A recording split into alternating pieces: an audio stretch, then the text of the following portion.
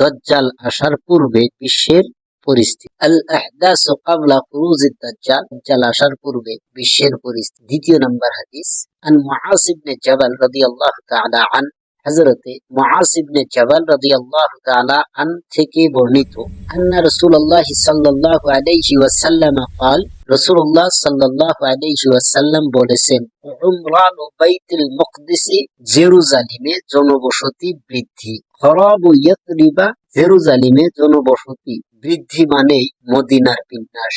ওয়া খরাবু ইয়াতরিবা, মদিনার বিন্যাস মানেই খুরুজাল মালহামা, বিশ্বযুদ্ধের সূচনা, অথবা বিশ্বযুদ্ধ, মালহামা বিশ্বযুদ্ধ শুরু হয়ে যাবে। খুরুজুল মালহামা, বিশ্বযুদ্ধের সূচনা মানে বা বিশ্বযুদ্ধ মানে ফাতহুল কস্তান্তিনিয়া, কস্তান্তিনিয়ার বিজয়, অথবা কনস্টান্টিনোপলের বিজয়। ও ফাতহুল কস্তান্তিনিয়া, এবং কস্তান্তিনিয়ার বিজয় মানে কনস্টান্টিনোপলের বিজয় মানে খুরুজুদ দাজ্জাল, দাজ্জালের আবির্ভাব, অথবা দাজ্জাল বাহির হয়ে আসা। তো এই কয়টা স্টাফ আমাদের দেখতে হবে। এক নম্বর স্টাফ হইল বাইতুল মুকদ্দিস অথবা জেরুজালেম, জনবসতিতে ভরপুর হয়ে যাওয়া।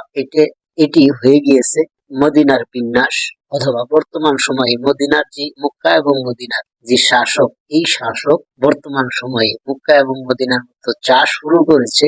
এইটাতে ভাবা যায় যে মক্কা এবং মদিনার লাহে লাহে করে বিন্যাস ঘটছে।